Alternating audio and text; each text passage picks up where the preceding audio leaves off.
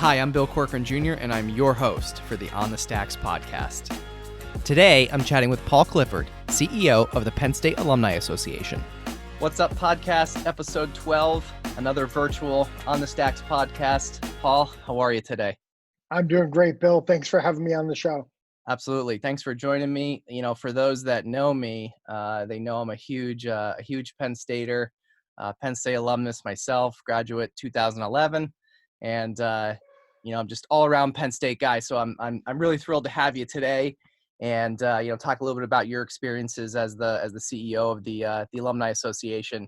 But before we get into that, let's talk a little bit about your background. You are a Northeast PA, NEPA native. So tell me a little bit about your background. Yeah, so grew up, I call Cunningham my hometown, but grew up in the Hazleton area, but lived all around northeastern Pennsylvania. I was born in Scranton. My whole family's from the Scranton area. Lived in Schuylkill County for a little bit down in Frackville, but consider the Cunningham and Hazleton area to be my home. Went to West Hazleton High School. I was the last graduating class of West Hazleton High School there in 1992. And very proud of my northeastern Pennsylvania roots. Yeah, no, that's great. I think a lot of people that are going to listen to this are going to be surprised to hear that, you, the CEO of the Alumni Association, that you're from NEPA. I obviously have a lot of people in NEPA that are listeners and a little bit beyond the area, but I think a lot of the people will find it very, very cool and very interesting. I have to be from somewhere, so why not Hazleton? Right. Yep. So where you're at, where are you at now? You're in State College. What's going on out there? Well, look, it's like the rest of the world. I mean, I'm in quarantine. I have the privilege of being in quarantine during this pandemic in paradise here in Happy Valley. And so just my wife and kids and I and the dogs just kind of waiting out to see what the world's going to look like on the other side of all this. Absolutely. Yeah. Aren't we all, Yeah. So prior to becoming the CEO of the Alumni Association at Penn State, what were some of your other roles? I think you came from Oregon. Yeah. So I've spent about 24 years now in higher education, all in Alumni Association management. I'm a 1996 graduate of Bloomsburg. When I left Bloomsburg, like all history majors, good history majors, I went to graduate school. Did a year of graduate school at Millersville, and that's where I was introduced to the business of, running alumni associations and engaging alumni to serve their alma mater. So I went to James Madison for a couple of years, and then the State University of New York at New Paltz, then the University of Connecticut for 4 years. And after UConn, we moved to North Carolina. Lived in North Carolina for 10 years, so my kids call North Carolina home. We were there for, again, like I said, a decade before I had the chance to go and run the University of Oregon Alumni Association. We were out there a short time. We thought our trip to the West Coast was kind of the end of the road. We had thought that would be where we would stay out the rest of our career and retire. And Penn State called.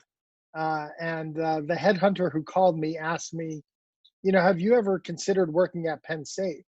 And they didn't know anything about my background. They didn't know I was from northeastern Pennsylvania. They didn't know my dad was class of 72 or that we've been now 38 years season football ticket holders. They didn't know any of that. Oh, and wow. my response, I think, caught them by surprise. I said, only every single day since I started in this business. And what we all know is that we have a great alumni association at Penn State. I think what's hard for us to understand is that it's the top alumni association in the country. Having worked in this industry, this is the alumni association that I would model all of my programs after. And so to be able to come back, not only run the best alumni association of what's widely regarded as one of the top alumni associations in the world, but to be able to run my dad's alma mater and be able to serve people that I grew up with, that I know, and that I care about has been really special. Yeah, that's definitely a really cool thing. So before we get into some more of the details, of your day to day, I want to kind of go back to your Bloomsburg days. I was doing a little extra research, and I I saw that you were a walk-on kicker at Yeah. Bloomsburg, and tell me about that, and then what, All right. and then All right. So here's the story, Bill. As a freshman, so let me start as to why I didn't go to Penn State. So when I was a senior in high school, I applied to Penn State and a number of other institutions, and I got into Penn State Hazleton. And I wanted to go away for school. I wanted the 4-year experience where I, live away from home and live on campus. And so I decided to go to Seton Hall, and I went to Seton Hall for a year. And at that point in my life, it wasn't right for me. And so 2 days before I was supposed to go back to Seton Hall, I decided I want to transfer. And my dad said to me, "Well, you can't go to school. You can't just stay at home. You have to get down to Bloomsburg and see if they'll let you in." And so I went down to Bloomsburg. I had been accepted as a senior. Went down there and got in, and so was accepted. Started class the next day. Uh, 2 days after that, I walked onto the football team. My brother had dared me to try out for football. I'd never played high school football. He said, "But you could kick a football, so go try out for the team." And so I did. I went up there and I tried out, and I was as shocked as anyone when Coach Lumen Grown called my residence hall and said, "Hey, you made the team. Start coming to practice." And so that was pretty cool. Now, what he didn't tell me was that a lot of guys who make Division II football teams, and it's because they need bodies. They need people to be on the scout team. And so after my 15 or 20 minutes of practicing kicking, it was then my job to go find the scout team coordinator, and I played scout team linebacker for a season. And so, yeah, that was you probably read my blog post and my 90 days as a college football player. yeah, yeah, And yeah, that's how that got started. yeah, and then I read that you later became the mascot. Is that true? I did. I did. So I played football for a full season. I toughed it out. Made some lifelong friends, guys I ended up living with for the rest of my time at Bloomsburg. But in high school, because I didn't play high school football, I was the mascot. And so I thought, well, look, I could do this at Bloomsburg too. And so we brought back the mascot at Bloomsburg. I did that for my final 2 years there on campus. I got on the field more as the mascot than I ever did as a football player. And so yeah, it was a lot of fun. It was a lot of fun. I got to meet some people who are now lifelong friends, and it was just a great college experience. What it did do, though, is it deferred my Penn State experience, right? So I didn't eventually transfer to Penn State. I stayed there. I met a girl. I fell in love with her, and she's with me today still, now almost 23 years of marriage. And so things have worked out for me. Yeah, it sounds like it did. Definitely. Yeah. Yeah. So let's kind of jump now back into your role as CEO and some of your duties. What is it like leading the world's largest dues-paying alumni association?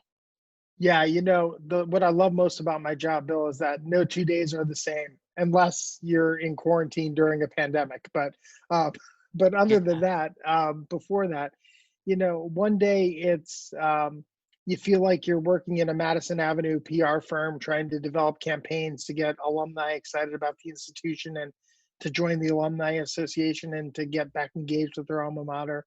The next day it's program design. The next day it's working with volunteers on how we can engage other Penn Staters to be involved as volunteers. And so, no 2 days look the same. We are so lucky at Penn State to have the member support that we do with 174,000 members. But we also have over 3,000 volunteers in the 290 affiliate groups. It's the scale and kind of the breadth and depth of the program that we have at Penn State is, as our football program likes to say, it's unrivaled. It definitely is. And repeat that number one more time. How many? It's You have? 174,000 members. That's Yeah, that's that's let incredible. me give you a little perspective on that. Yeah, go ahead. That's The why I asked. Yeah, the number two alumni association in the country is about 30,000 members behind us. Wow. So yeah, it's and they're a Big Ten rival in the Who is it? Midwest in a state that's shaped like a mitten. Ah, Yeah. So boo. Yeah, I'm not going to say their name. Yeah, I Not won't on either. not on a podcast of this ilk. Nah, definitely not. Not worthy, you know? Yeah. So, you, you travel a lot. You get to go to a lot of the games around, around the country. Yeah. I see you traveling quite frequently. What are some of those experiences like? It's always great to meet Penn Staters where they are, and nothing means more to our alumni chapters than when the Nittany Lions come and compete in their backyard. It's their opportunity to welcome Penn Staters from all over the country. You know this. You know how well we travel. Yep. It's their opportunity to welcome them to Iowa and to Champaign, Illinois, and to Minneapolis, Minnesota, and kind of throw just a big welcome party for Penn Staters. And that's what our chapters do. They roll out the blue carpet every time the Nittany Lions come to town. And it's not just football.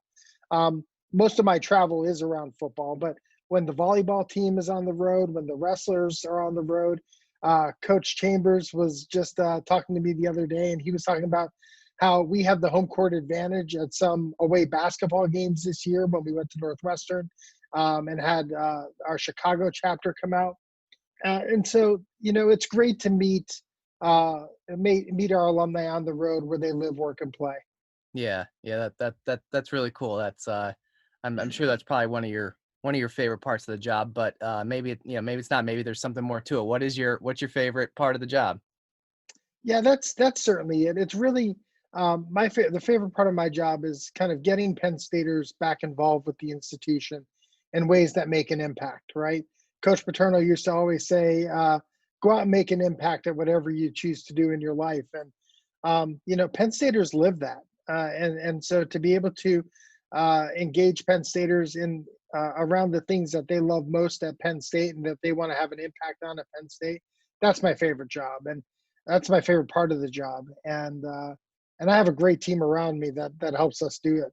We have It's not just me, but I have 70 team members at the association that run the day-to-day operations, and I've joked and said I get to be the coach of an all-star team because they are among the best at what they do in the world. Yeah, I was just gonna say. I mean, how big is the team behind you? I know there's probably a lot that goes on behind the scenes. You want to talk about that a little bit? Yeah, we have, like I said, 71 staff members, plus about 30 other staff members that don't directly report into the Alumni Association, but they help us to do our work on the campuses and embedded in the colleges across University Park. And when you have over 700,000 alumni um, that deserve the best alumni programming that a school can offer. That takes an awful lot of people to do that, and so we are lucky to have the staff that we do, and the passion that they bring every day is really inspiring. Yeah, yeah, definitely. Um, it sounds like you got a great team around you, and really make things flow. Absolutely, absolutely. What what have you guys been up to? Now during the shutdown. How are you guys keeping everyone engaged? What are you guys doing? Yeah, I talked about the all-star team that I get to coach. Um, I didn't know how good they were, Bill, until we were faced with what we're facing. They have been absolutely extraordinary. Um, they have each been dealing with challenges in their own personal life, and yet they have not missed a beat in terms of their professional responsibility to the Penn State Alumni Association. The first couple days it was about let's get our 71 staff members working from home so that they can be safe and healthy and productive. And we did that in about 3 days, where we were able to get people who didn't have it, get them laptops, get them internet service, make sure that they have what they need to do to produce a magazine like we produce, which you probably got in the mail Yep. over the past couple of days, to be plan events, to try to figure out what a digital first mindset now looks like. And you know what, they've been extraordinary. And so then what we did was we divided the team up into really three what we're calling prides, and these are fast action teams. We identified three of our biggest challenges that we're facing when we look at the landscape around COVID-19. um, and those three challenges are developing a digital first mindset and having a digital engagement strategy. We have been a very traditional organization, and this crisis has really forced us um, to think about how we engage alumni in ways that have been very different for us. So you've probably seen a variety of webinars that we I have put have. out. We have pushed our career services program, which we have offer lifetime career services to members of the association.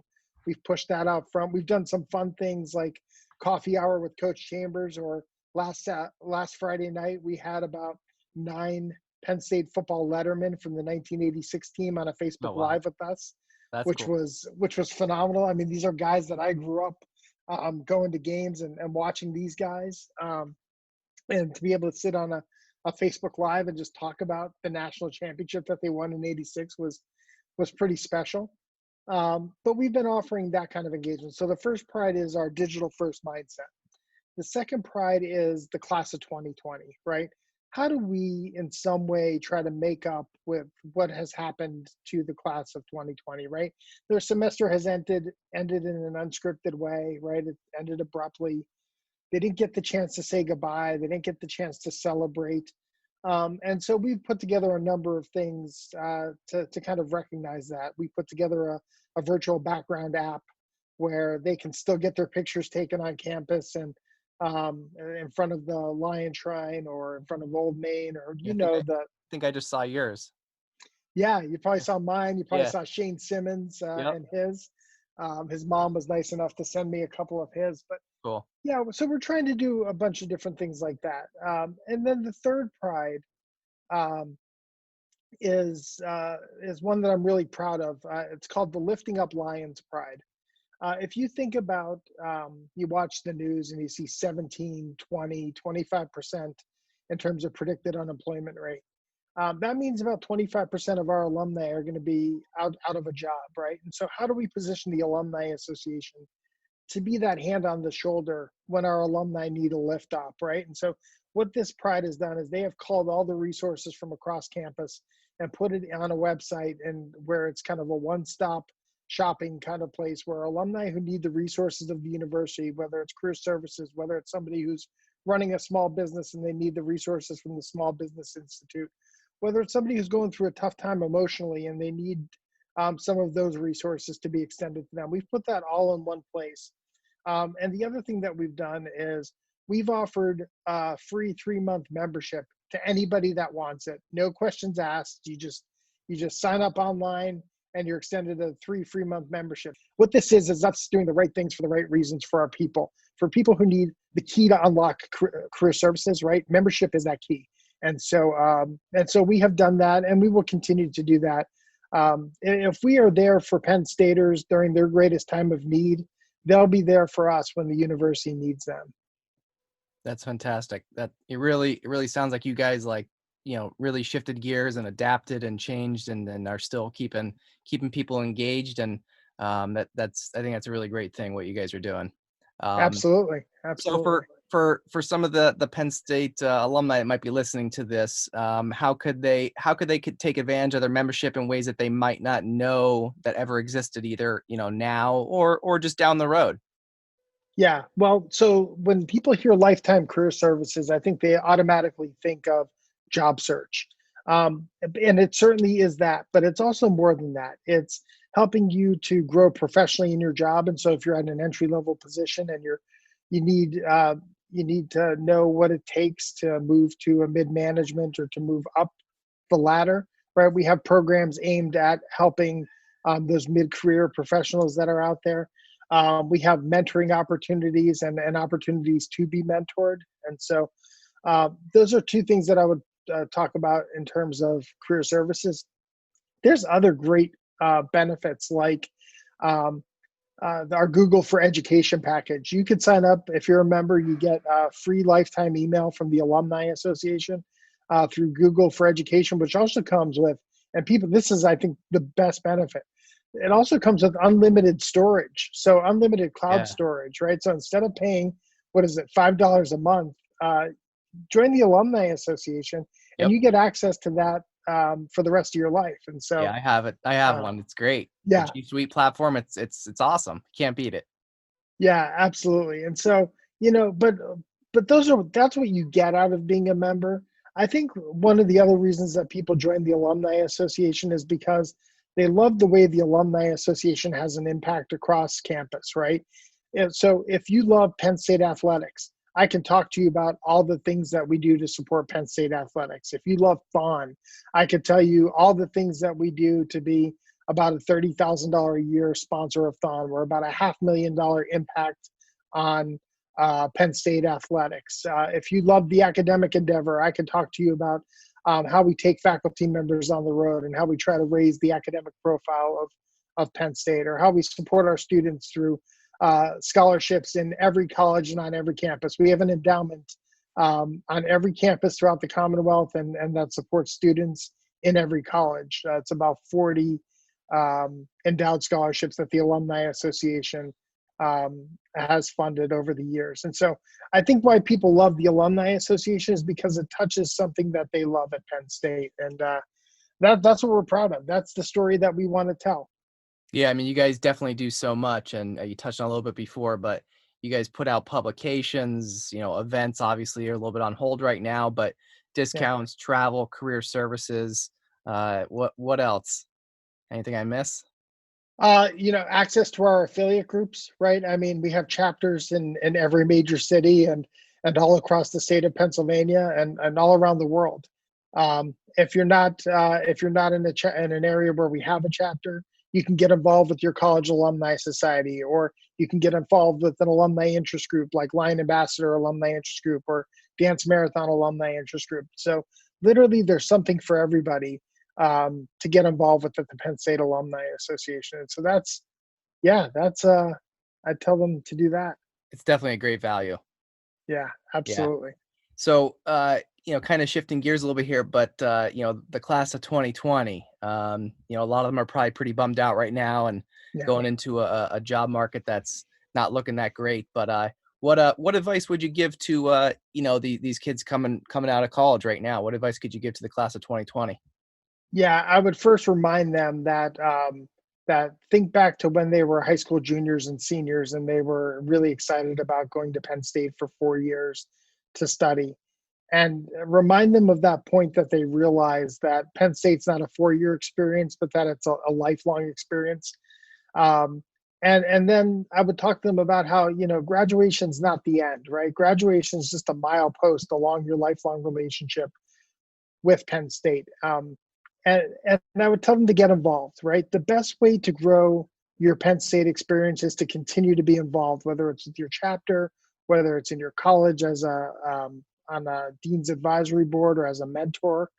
Uh, the more that you're involved, the more your Penn State connections will grow. And that's one of my favorite things about the work that I do is, when you graduated, right? You probably thought, okay, I'm going to keep in touch with these people that I graduated with, and that's going to be my Penn State family.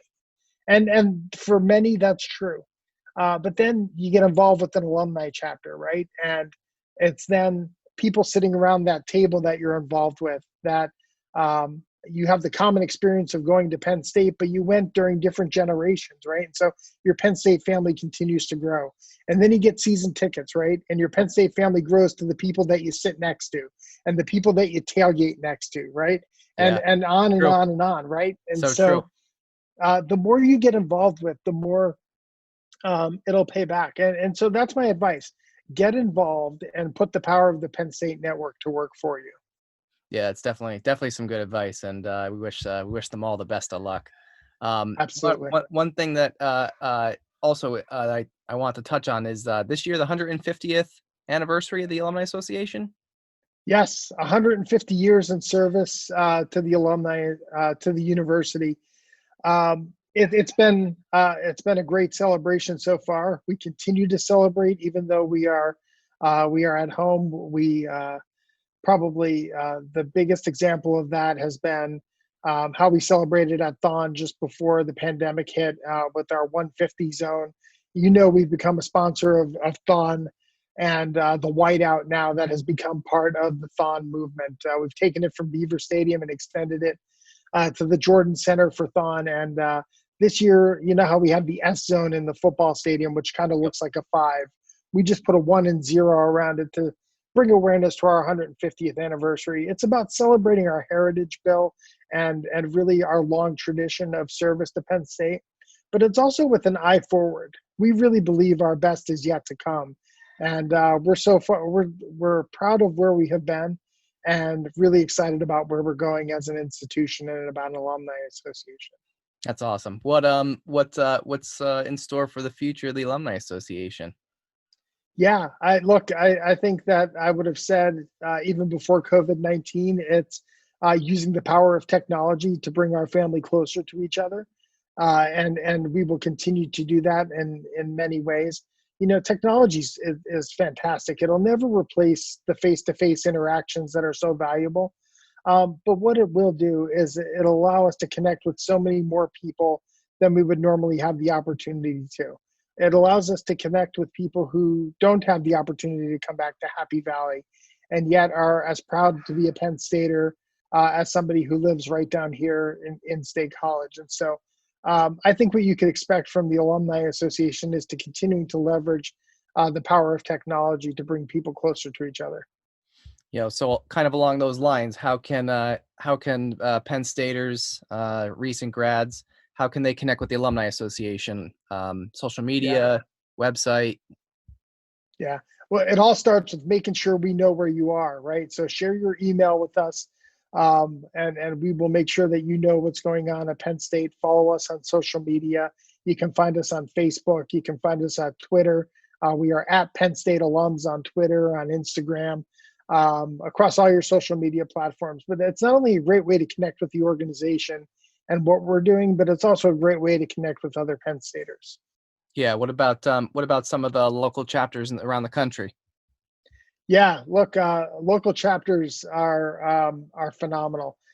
They are organizations that really mirror what we're trying to do at the Alumni Association. They have fantastic thon events, if that's what you're passionate about at Penn State.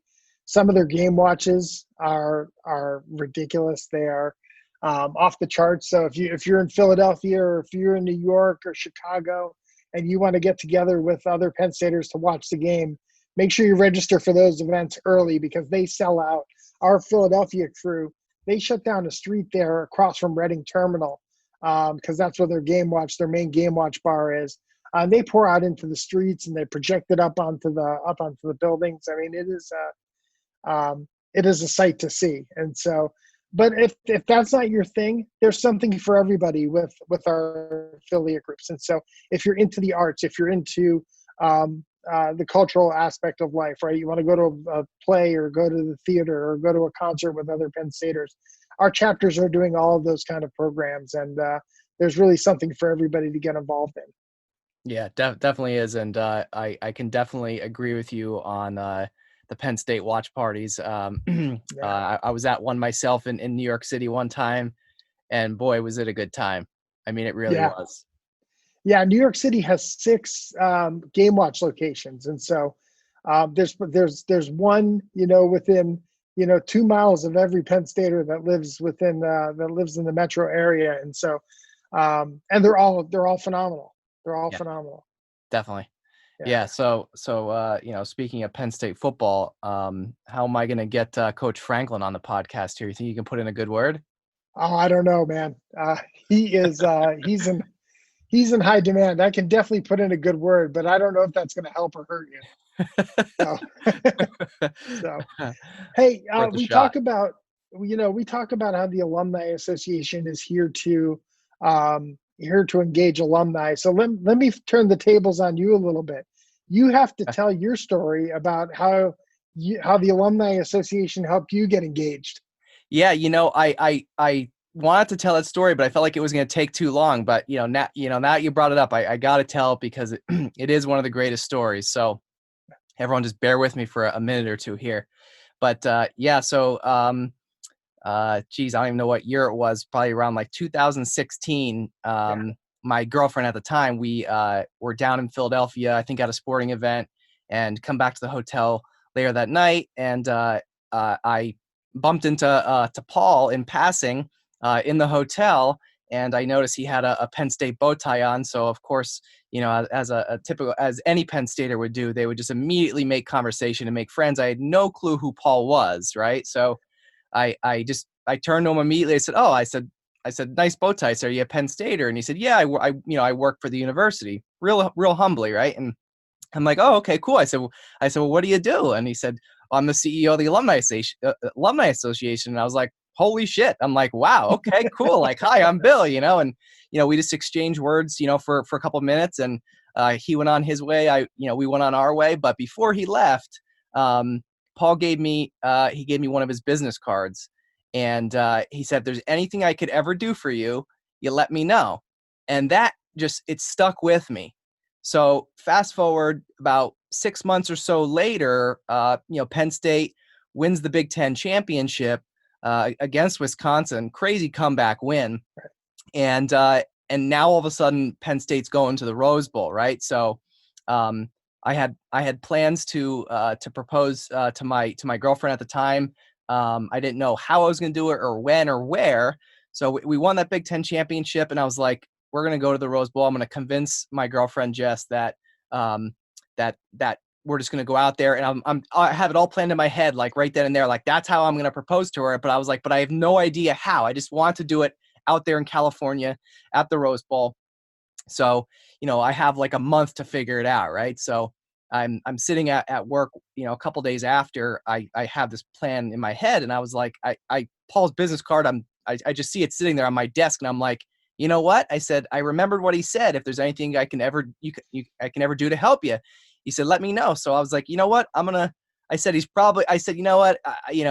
He'll probably never respond. I'll call, I'll send him an email. So, I tried calling, and, I said, like, you know what? I'll just send him an email. So I just put together a real quick email and said, hey, Paul, I don't know if you remember me, but we met back in Philly like 6 months ago. And I said, I want to propose to my girlfriend out at the Rose Bowl. We got tickets. We're going. Is there anything you can do to help? I threw out the, get me on the field thing. And I said, hey, anything you can do to help. So, a couple days goes by, and I didn't hear anything back yet. And I almost kind of forgot about it. And then, all of a sudden my cell phone rang, and I'm looking at my phone one day, and I see a, 814 area code. And I was like, who's this? It's probably spam. So I was about to ignore it, but then I was like, you know what, maybe it's Paul. Like, I doubt it, but maybe. So I picked up the phone, and sure enough, it was Paul. And I was very, very surprised to hear Paul on the other end of the phone. I was very excited. And Paul said, hey, I got your email. I want to help you, make your engagement as special as it can be. I have access, we can get you hooked up with the Nittany line. We can do something, on stage at the, we're outside the Staples Center. Rally. Yeah. At the pep rally the day before the game. So I came up with this crazy, story to my girlfriend at the time that I got us VIP passes somehow just through a friend. And so Paul got us these VIP passes, and we were just going to meet Paul, and Paul was going to give us a backstage tour of the pep rally right before it began.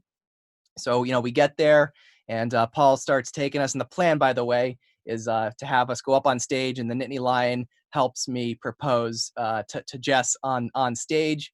And we go up on stage. There's thousands of people there, and everyone's looking at us. We're up there taking a couple photos, and the Nittany Lion distracted her with a quick little photo. I got behind her, and I went down on one knee and proposed, and now here we are, and our 2-year anniversary is coming up in a couple of weeks.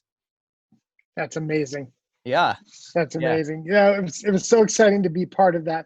The other side of that story that you probably didn't realize is the reason that I was delayed in responding was I was on board. I wanted to help you.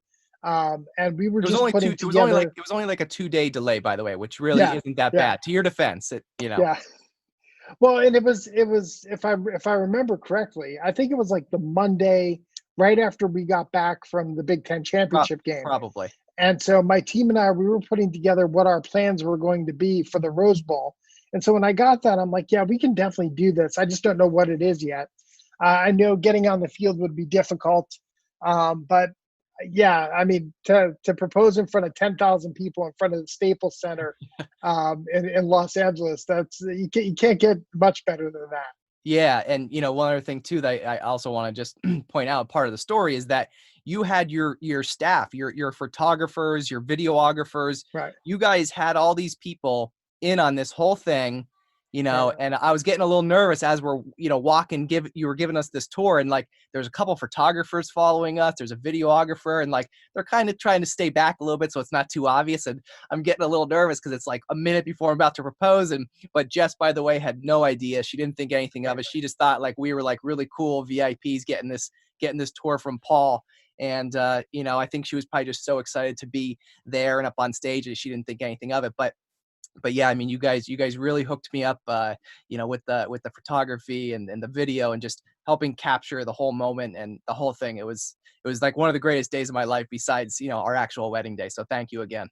That's awesome. Yeah, we don't do anything halfway. I mean, when we're going to do something like that, we want to make sure that it's all documented so you have all that. So, yeah, look, I think I said this to you at the time. I just appreciate you allowing me to be part of that. I mean, that's something special that you'll remember for the rest of your life, and how Penn State had a small part in it.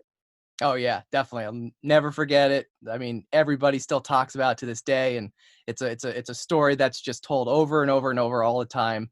How did the engagement happen, and it's so it's definitely a great moment to relive. That's awesome.